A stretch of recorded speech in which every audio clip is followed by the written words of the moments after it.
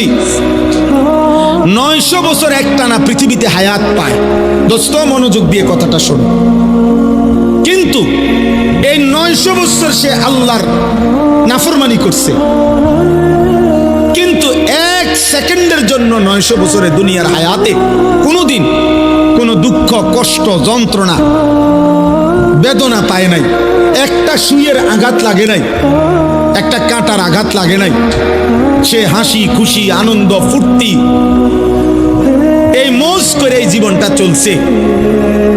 নাচ গান, নারী, ছবি, জিনা, ব্যভিচার, মদ, জুয়া, চুরি, ডাকাতি, সুদ, ঘুষ, বেহায়াপনা, বেলেল্লাপনা, যা মন চায় তাই করছে, কিন্তু কোনোদিন কষ্ট পায় নাই। ধরে নাও, মানে ধরে নিচ্ছি যে কোনোদিন এর কারণে সে দুনিয়ার হায়াতে কোনোদিন 1 সেকেন্ডের ব্যথা পায় নাই, কোনো কষ্ট হয় নাই। খোদার কসম তাফসিরে লিখছে, এই 900 বছরের নাফরমান জীবনে যে কোনোদিন কোনো দুঃখ দেখে নাই।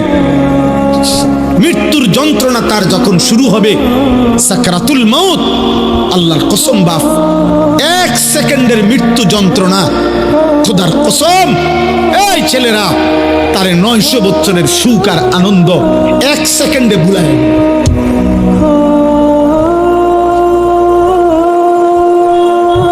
কবরের আযাব পরে, জাহান্নামের আযাব পরে, হাসরের আযাব দোস্ত আমার পরে, এগুলা তো আছে সামনে, কিন্তু 1 সেকেন্ডের মৃত্যুর যন্ত্রণা এখনো জান কবজ হয় নাই, শুধু মৃত্যুর যন্ত্রণা শুরু হয়েছে। নাফরমান 1 সেকেন্ডের মৃত্যু যন্ত্রণায় 1000 বছরের আনন্দ ভুলে যাবে। আর কোনোদিন মনে পড়বে না তার যে জীবনে সে কোনোদিন সুখ দেখছে কিনা, সুখ দেখেছে কিনা। কাল্লা ইযা বালাগাতিত তারাকি ওয়া কিলা মান রাক ওয়া যান্না আন্নাহুল ফিরাক ওয়ালতাফাতিস সাকু বিস-সাক ইলা রাব্বিকা ইয়াওমা ইদিনিল মাসাক।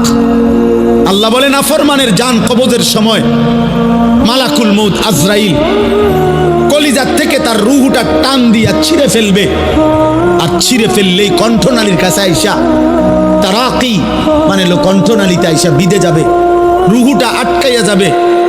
এরপরে খোদার কসম তাফসীরের মধ্যে লিখছে, নাফরমানের জান রূহু মালাকুল মউত আজরাইল টাইনা হেসরাইয়া, কোন কাবাব, কোন শিকের মধ্যে যদি গোশত লাগানো থাকে, সেখান থেকে যদি শেষ গোশতের অংশগুলো টাইনা টাইনা সিরা সিরা বাহির করে, কোন গরম কিছুর মধ্যে যদি তুলা লাগে তো তুলা যদি টাইনা টাইনা বের করে, কোন ব্যান্ডেজ থেকে যদি তুলা ছিঁড়ে ছিঁড়ে বের করে, আল্লাহর কসম নবী বলছে উম্মত মালাকুল মউত আজরাইল নাফরমানের রূহটা শরীর থেকে এইভাবে টাইনা টাইনা চিরা চিরা বাইর করবে।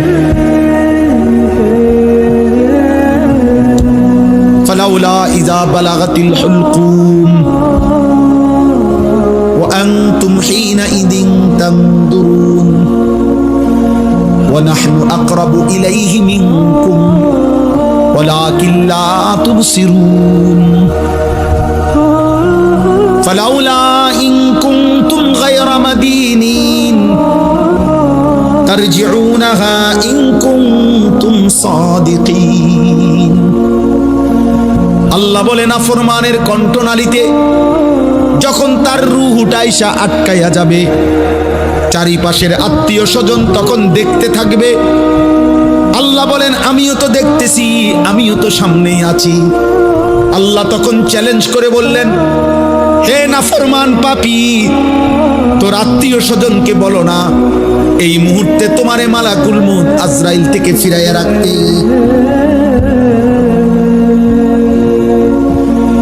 অতএব প্রিয় ভাইয়া, কবরের আযাব তো সামনে, জাহান্নামের আযাব তো সামনে, 1 সেকেন্ডের মৃত্যু যন্ত্রণাও তো তুমি সহ্য করতে পারতা না।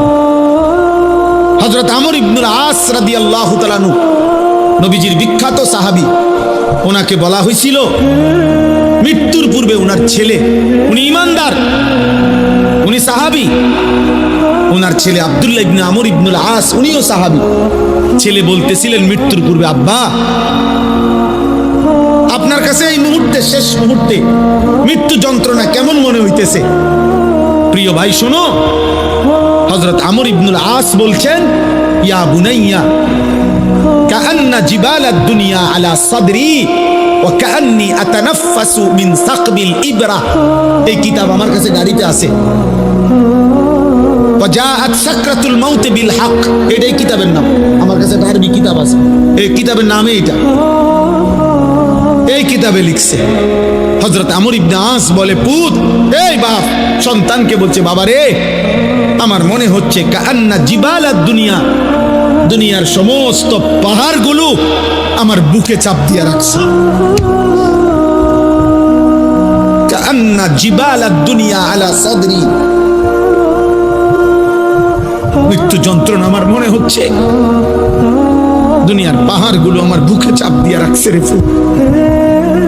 ওয়া কাআন্নি আতানাফাসু মিন সাকবিল ইবরা, আর আমি যেন এই পাহাড় চাপা অবস্থায় আমি যেন সুইয়ের ছিদ্র দিয়া, সাকবিল ইবরা, সুইয়ের ছিদ্র দিয়ে আমি যেন একটু একটু নিঃশ্বাস নিতেছি।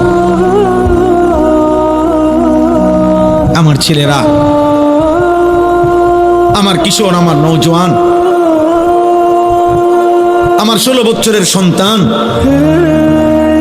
এত অল্প বয়সে তুমি এত গুনাহ, এত নাফরমানি কেমনে করছো বাপ? তুমি কেমনে সহ্য করবা আব্বা? আমার 16 বছরের সন্তান আছে।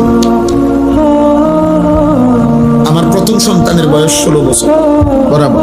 এই জন্য 16 বছর বয়সী ছেলে তুমি আমার সন্তান। তার চাইতে একটু বয়স্ক, একটু বেশি যাদের বয়স 18, 20, 22, 25, প্রিয় সন্তান, তুমি আমার ছোট ভাই।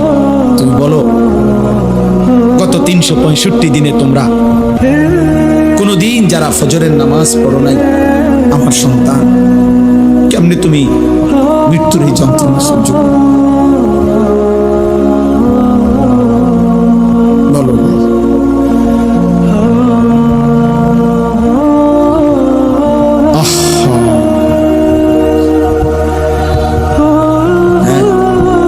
সারা রাত যারা মোবাইলে নারী দেখো, ছবি দেখো, উলঙ্গ দৃশ্য দেখো, এত নারী, এত ছবি, এত জিনা, এত বেবিচার, এত অসভ্যতা, নিজের হাত যারা নিজের লজ্জাস্থানে গুনাহের কাজে ব্যবহার করছো, কি করছো বাপ? আমি যে এর চাইতে বেশি আর বলতে পারছি না। আমি যদি একলা পাইতাম যুবক তোমারে, আমি একলা আরো অনেক কিছু বলতাম। এই না, আমার উস্তাদ বসা, মুরব্বী বসা, ওলামা বসা, বয়স্ক বসা, আমার জিন্দিগির ফিকির এটা, আমার রাত দিনের মেহনত এটা। অনেক কিশোর নওজোয়ান ফিরবে। বলো ভাইয়া, তোমরা কি হিসাবে? অগণিত ছেলের চেহারা দেখলেই বোঝা যায় বাপ, আজকের সারা দিনে যারা এক ওয়াক্ত নামাজ পড়ো নাই, হায় মুসলমানের সন্তান, কেমনে পারলো? তুমি কি মরবা না? তুমি কি কবরে যাইবা না বাপ? এই পৃথিবীর কত রাজা বাদশাহ কবরে চলে গেছে, তুমি কি কোনোদিন কবরস্থান দেখো নাই? তুমি কারো জানাজা পড়ো নাই? তুমি কি কোনো মানুষের লাশ দেখো নাই? আমি 5 দিন আগে আমার জ্যাঠার সাথে কথা বলে আসছি বাড়িতে, খোঁজ খবর নিছি। 5 দিন পরে আমার জ্যাঠা মারা গেছে। আমি জ্যাঠার দিকে তাকাইয়া বাড়িতে গিয়া দেখছি, এই সেই মানুষটা যার সাথে আমি কথা বলছি, উনি নাই, চুপ হয়ে গেছে, হাত নড়ে না, পাও নড়ে না। আমি জানাজা পড়াইছি আমার জ্যাঠার, তো জানাজার আগে আমি আমার জ্যাঠার কবরটা খালি, তখন কবরে রাখে নাই। আমি কবরের দিকে তাকাইয়া অনেকক্ষণ, 8-10 মিনিট হইব, আমার বাবার কবরের পাশে আমার জ্যাঠার কবর। আমার আব্বা আগে ইন্তেকাল করছে। আমার জ্যাঠার কবরের দিকে তাকাইয়া অনেকক্ষণ, খালি কবরের দিকে তাকাইয়া ছিলাম। তাকাইয়া আমার মনে হইল কবর যেন আমারে ডাক দিয়ে বলছে, আনিস, আমার কাছ থেকে এক মুঠ মাটি দিছিলাম আমি তোমার জায়গারে বানাইবার জন্য, আজ আমার মাটি আমি ফেরত নিলাম। ওয়াফিহা নুঈদুকা। নওজোয়ান, তোমার মাটি মাটির কাছে ফেরত চলে যাবে। তুমি মাটি ছাড়া আর কিছু না। তোমার এই চোখ, নাক, কান, হাত, পাও, হ্যাঁ এটা চোখ, নাক, কান, মাটি, ও মাটির টুকরা। ওয়ালাকাদ খালাকনাল ইনসানা মিন সুলালাতিন মিন তিন। আল্লাহ বলছে শুকনো মাটি থেকে, ঠনঠনে মাটি, আমি সেখান থেকে মানুষকে সৃষ্টি করেছি।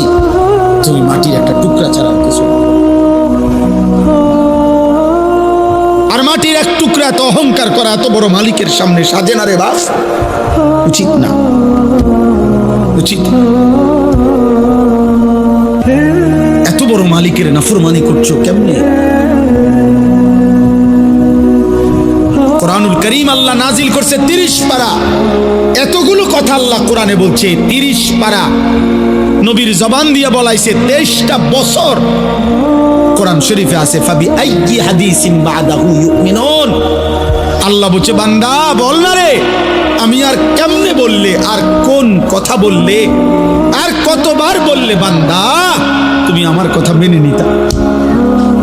এই নাফরমান, এই বেনামাজি, দাঁড়া, এখন দাঁড়া।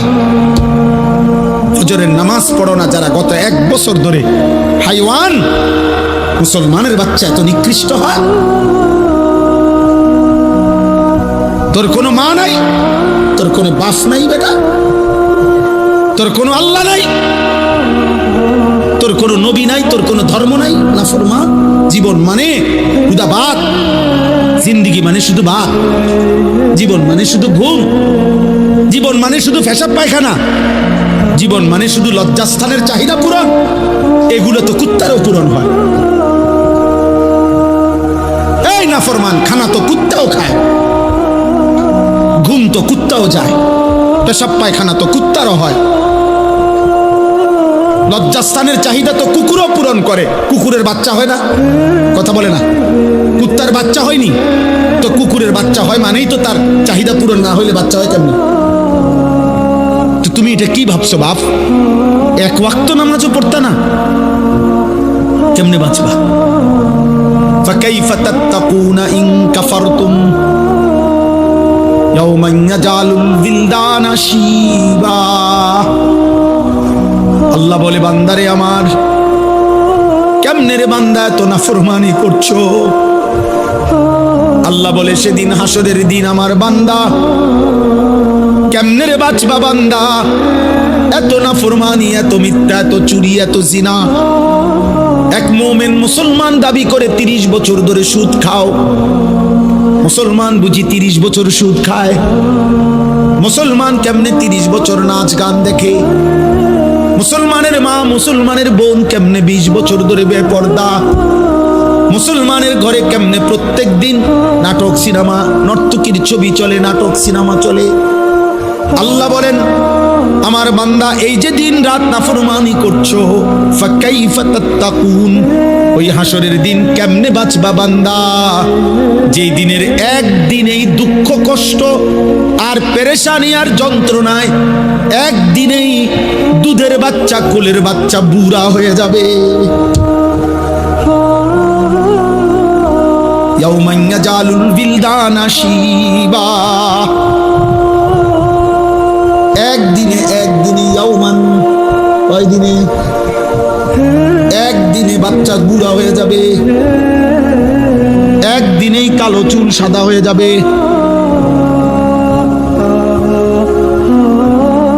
খামখেয়ালি করো না বাপ, শেষ কথা, শেষ। তুমি আল্লাহর বেষ্টনীতে আছো, আমিও। আমাদের জন্য আল্লাহ তাআলার ইন্তজাম করা আছে। তুমি আল্লাহর এই ইন্তজামের বাইরে যাইতে পারতা না। আল্লাহর বেষ্টনীর ভিতরে থাইকেই মৃত্যুর যন্ত্রণা আসবে। এই কথাটাই আল্লাহ এখানে বলছে। এবার দেখেন তরজমা শুনেন, তা শেষ কথা। আমার ভাই, আমি বলে গেলাম, আমার সন্তান,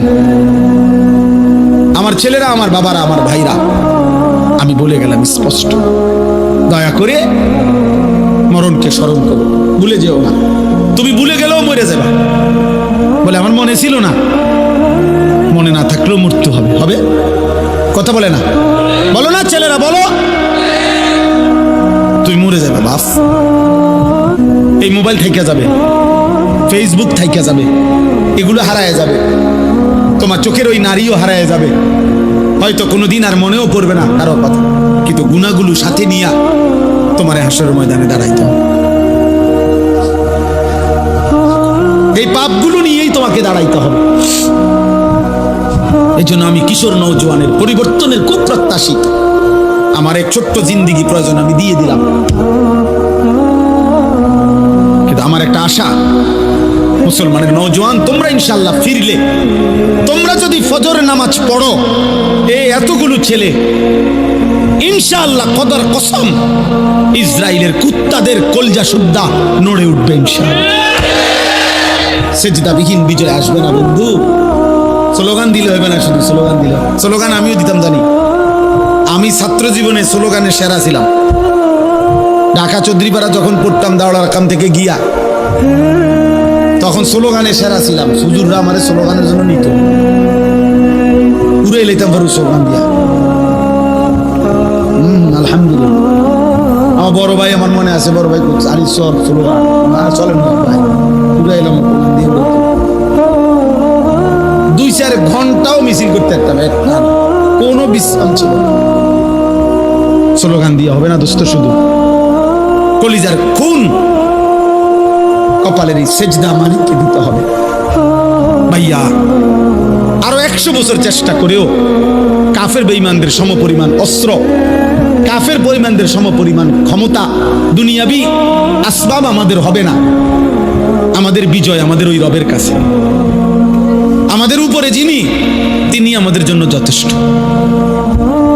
আমরা যদি যথাযথ চোখের পানি দিতে পারি, আমরা যদি চোখের পানি ফেলতে পারি, সেজদা দিতে পারি, ইনশাআল্লাহ বিজয় আসবে। গাজাবাসী সন্তান খুব কষ্ট পাইতেছে বাপ। আজকেও পত্রিকা আসছে, সব পত্রিকা। গতকালকে বৃহস্পতিবার গাজার প্রায় 4.5 লক্ষ মানুষ, তারা আবার শেষবারের মতো ইসরায়েলের বেঈমান কুত্তারা বলছে, গাজাবাসীরে মাইকিং করে শুনাই দিছে, তোমাদেরকে পলায়নের জায়গা ছেড়ে দেওয়ার শেষ সুযোগ দেওয়া হলো, এরপরে আর বাঁচতে দেওয়া হবে না। ছোট ছোট মাসুম বাচ্চা নিয়ে মহিলারা খালি পায়ে, আজকের পত্রিকা তো আসছে যে এরা হাঁটতেছে, ওরা জানে না ওরা কোথায় যাবে, ওরা জানে না। 12 কিলোমিটার পায়ে হাইটা একটা বাচ্চা একটা রুটির জন্য হাত পাইতা অনেক কষ্টে যখন একটা রুটি নিছে, রুটি নিয়ে যখন ফেরত আসছে, এই কিছুদিন আগে পত্রিকা আসছে, 12 কিলোমিটার পায়ে হাইটা রুটিটা নিছিল। এই রুটি নিয়ে যখন ফিরে আসছে, গাজার ওই ছেলেকে গুলি করার পরে বুলেটের আঘাতে রুটি হাতে মাসুম সন্তানের কলিজাটা ঝাঁঝরা হয়ে গেছে, ও আর রুটি খাইতে পারে না।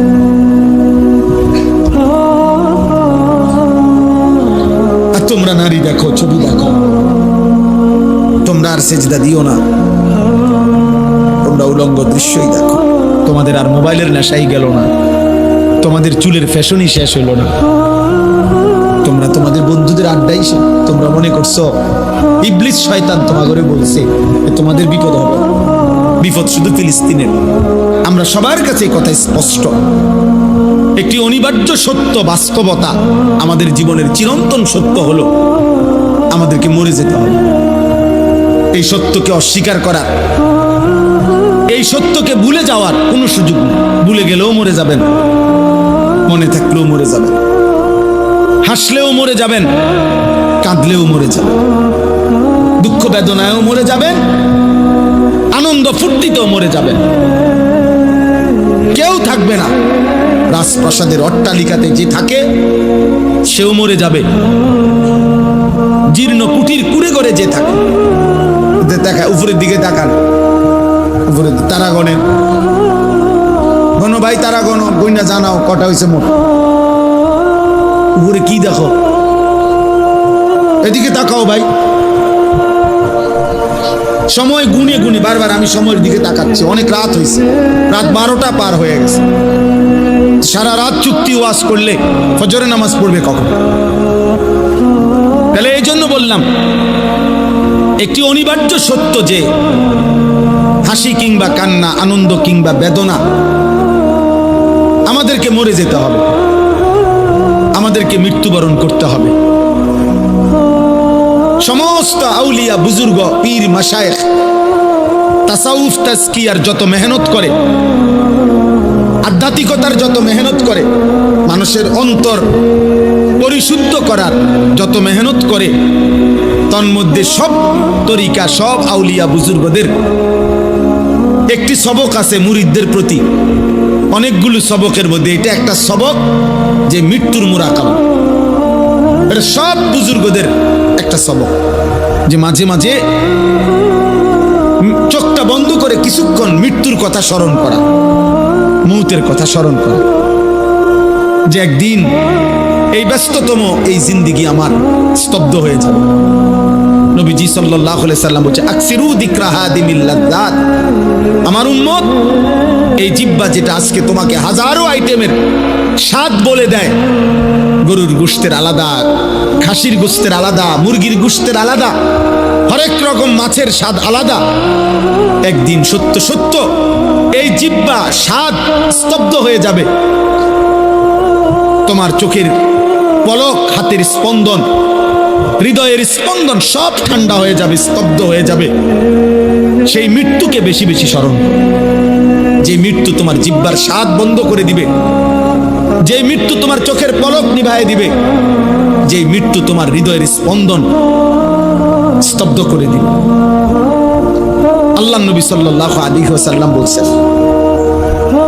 তো এখানে মহান আল্লাহ পাক রব্বুল আলামিন বলছে, বান্দা, তোমার মনে থাকে আর না থাকে, তুমি গুরুত্ব দাও আর খামখেয়ালি করো, তুমি আনুগত্য করো আর নাফরমানি করো, মনে রাখো বান্দা, যে অবস্থাতেই থাকো না কেন, একটি নির্দিষ্ট সময়ে সত্য সত্য মৃত্যু যন্ত্রণা তোমার চলে আসো। প্রত্যেক মানুষের, আমার ভাই আমি দেরি করবো না, অল্প সময়, তর্জমা বলতে বেশিক্ষণ লাগবে না, এই মূল কথাটা বুঝাইতে চাই। শুনো, প্রত্যেক মানুষ মনে রাখতে হবে, 1 নাম্বার তো আমরা মৃত্যুবরণ করব, 2 নাম্বার হলো মৃত্যুর পূর্ব মুহূর্তে, মৃত্যুর পূর্বক্ষণে ইমানদার হোক আর নাফরমান হোক, নবী হোক আর রসুল হোক, আর শ্রেষ্ঠ কাফের হোক, মুশরিক হোক, প্রত্যেককেই সাকরাতুল মউত, মৃত্যুর যন্ত্রণা ভোগ করতে হবে। ওয়াজাআত সাকরাতুল মউত, সমস্ত মাখলুকের মৃত্যুর পূর্ব মুহূর্তে মৃত্যুর যন্ত্রণা হয়, এটাকে সাকরাতুল মউত বলে, সাকরাতুল মউত বলে। তিনি নবী হন, তাকেও সাকরাতুল মউত, মৃত্যুর যন্ত্রণা ভোগ করতে হবে। আবার সে নাফরমান, পাপী, কাফের, মুশরিক হোক, তাকেও মৃত্যুর যন্ত্রণা ভোগ করতে হবে। কিন্তু পার্থক্য হইল, একজন মুমিন, একজন মুত্তাকি, একজন ইমানদারের মৃত্যু যন্ত্রণা যখন শুরু হয়, তখন সে খুশিতে, আনন্দে আরো উৎফুল্ল হয়ে যায়, যে হ্যাঁ, আমার মালিকের সাথে, আমার বন্ধুর সাথে মুলাকাতের সময় হয়ে গেছে। আল মাউতু জাসরুন ইউসিলুল হাবিব ইলাল হাবিব। ইমাম কুরতুবী রাহমাতুল্লাহ আলাইহি তার কিতাব আত-তাযকিরা ফি আহওয়ালিল মাউতা ওয়া উমুরিল আখিরা কিতাবে লিখছেন, মৃত্যু হলো একটা পোল, একটা ব্রিজ, একটা সাঁকো, যেই সাঁকো, যেই ব্রিজের এই পারে মুমিন মুত্তাকি, ওই পারে মহান আল্লাহ। এপারের মুমিনের বন্ধু, ওই পারে যিনি দাঁড়িয়ে আল্লাহ, ওই পারের যিনি আল্লাহ, এপারে তার বন্ধু মুমিন। এই ব্রিজটাই শুধু পার হওয়া বাকি, এই ব্রিজটা অতিক্রম করলেই এপারের বন্ধু ওই পারের বন্ধু মালিকের সাথে মিলবে। ইউসিলুল হাবিব ইলাল হাবিব, হাবিব হাবিবের সাথে, বন্ধু বন্ধুর সাথে মিলিত হবে। আল্লাহ রাসূল সাল্লাল্লাহু আলাইহি ওয়াসাল্লাম বলেন, ইমাম কুরতুবী রাহমাতুল্লাহ আলাইহি বলেন, আর সেই পোলটাই হলো মৃত্যু। মুমিন মরবে তো তার বন্ধু মালিকের সাথে সম্পর্ক হয়েছে, সম্পর্ক হয়েছে।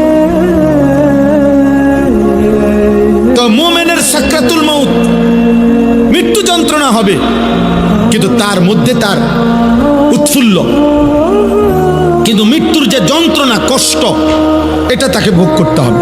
যত বড় ইমানদারি হোক, তিনি রাসূল হোক, তিনি নবী সাল্লাল্লাহু আলাইহি সাল্লাম, তাকেও। এজন্য হাদিসের মধ্যে আছে, বিশুদ্ধ হাদিস, আল্লাহর নবী সাল্লাল্লাহু আলাইহি ওয়াসাল্লামের স্ত্রী আম্মা জান আয়েশা রাদিয়াল্লাহু তাআলা আনহা, তিনি বর্ণনা করছেন, ইন্তেকালের পূর্ব মুহূর্তে নবীজি সাল্লাল্লাহু আলাইহি সাল্লামের যখন মৃত্যু যন্ত্রণা, সাকরাতুল মউত শুরু হয়েছে, আম্মা জান আয়েশা তখন সামনে, আয়েশা রাদিয়াল্লাহু তাআলা আনহার বুকের মধ্যে নবীজির মাথা মুবারক। এই অবস্থায় নবীজি, হযরত আয়েশা রাদিয়াল্লাহু তাআলা আনহা বলেন, নবী সাল্লাল্লাহু আলাইহি সাল্লামের কপাল মুবারক ঘামে ভিজে গেছে, আমি একটা বাটির মধ্যে করে পানি এনে দিলাম। আম্মা জান আয়েশা বলেন, বারবার নবীকে দেখছিলাম, আল্লাহ নবী সাল্লাল্লাহু আলাইহি সাল্লাম তার ডান হাত মুবারক ওই পানির মধ্যে ভিজাইতেছে আর কপাল মুছতেছে আর দোয়া করতেছে, আল্লাহুম্মা আইন্নি আলা সাকারাতিল মউত, আয় আল্লাহ, মৃত্যু যন্ত্রণার এই মুহূর্তে আপনি আমাকে সাহায্য করেন। আল্লাহুম্মা হাফফিন আলাইয়া সাকারাতিল মউত, আল্লাহ আমার মৃত্যু যন্ত্রণা সহজ করে দেন। এরপরে বলছেন, লা ইলাহা ইল্লাল্লাহ, আল্লাহ আপনি ছাড়া কোনো ইলাহ নাই, ইন্না লিল মাউতে সাকারাত, হায় মৃত্যুর বড় ভারী যন্ত্রণা। এই কথা বারবার বলতেছেন, অথচ তিনি মুহাম্মদুর রাসূল সাল্লাল্লাহু আলাইহি ওয়াসাল্লাম, অথচ তিনি নিষ্পাপ, তিনি মাসুম, তিনি নিষ্পাপ। অতএব প্রত্যেককেই মৃত্যু যন্ত্রণা ভোগ করতে হবে, ইমানদার হলেও ইমান। কিন্তু ওই যে বললাম, উনার এই যন্ত্রণা হচ্ছে ঠিক আছে, কিন্তু উনার এই যন্ত্রণার মধ্যেই তিনি রব্বুল আলামিনের মুলাকাতের স্বাদ পাচ্ছিলেন। এজন্য ওই হাদিসের মধ্যে এটাও আছে যে নবীজি সাল্লাল্লাহু আলাইহি সাল্লাম এরপরে এই দোয়া এগুলা পয়রা বারবার বলতেছিলেন, বালির রফিকাল আলা, বালির রফিকাল আলা, বরং আল্লাহর সান্নিধ্য, বরং বন্ধুর সান্নিধ্য, বরং বন্ধুর সান্নিধ্য। হাদিসের ব্যাখ্যার মধ্যে আছে, এই বরং বলতেছে কেন? বরং বন্ধুর সান্নিধ্য মানে কি? মানে বুঝাইতেছেন, মালাকুল মউত আজরাইল ওনাকে বলতেছিলেন, ইয়া রাসূলুল্লাহ, দুনিয়ায় আর কয়দিন থাকবেন নাকি রবের কাছে যাবেন? তো আল্লাহর নবী বলতেছেন, বরং বন্ধুর কাছেই যেতে চাই। কষ্ট হোক, সাকরাতুল মউত হোক, তো মুলাকাত চাই মালিকের, মুলাকাত চাই বন্ধুর।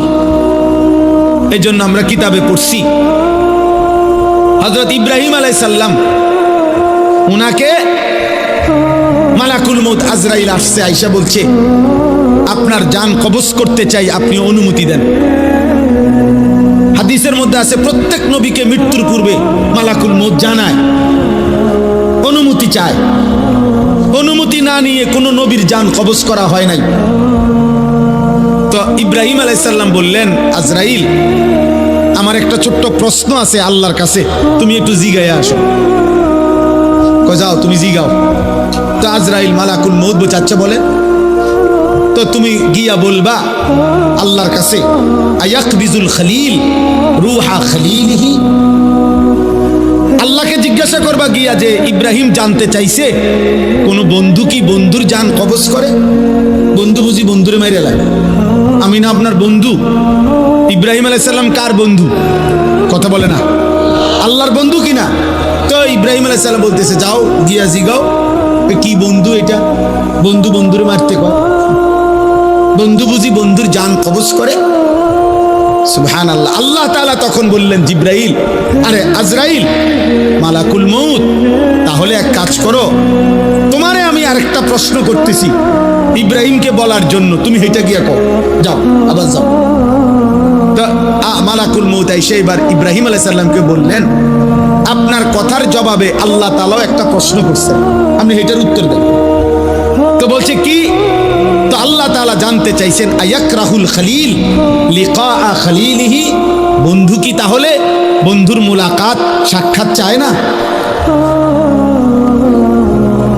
বন্ধু কি বন্ধুর সাক্ষাৎ পছন্দ করে না? চাইলে ইব্রাহিম আলাইহিস সালাম বুঝছে, হায় হায়, এ তো মারা না, এ তো বন্ধুর মুলাকাত, এ তো মৃত্যু না রে, এ তো আমার সেই মালিকের মুলাকাত। পুরাটা জীবন আমি যার জন্য পরীক্ষা দিছি, যার জন্য আমি নমরুদের আগুনের কুণ্ডলিতে পড়লাম, যার জন্য আমার জীবনটা নবীদের মধ্যে সবচেয়ে বেশি অঞ্চল ছাড়ছে, হিজরত করছেন, এলাকা ছাড়ছে বেশি ইব্রাহিম আলাইহিস সালাম। তো সে তো বন্ধুর মুলাকাত। এজন্য দোস্ত প্রথমে কথাটা বুঝাইতে চাইলাম যে মৃত্যুর যন্ত্রণা প্রত্যেকের হবে, বাকি মোমেন মুত্তাকি ইমানদার তার মৃত্যু যন্ত্রণা তার আনন্দের বিষয়। কষ্ট হচ্ছে ঠিক আছে, কিন্তু আনন্দ হচ্ছে যে আমার রবের মুলাকাত।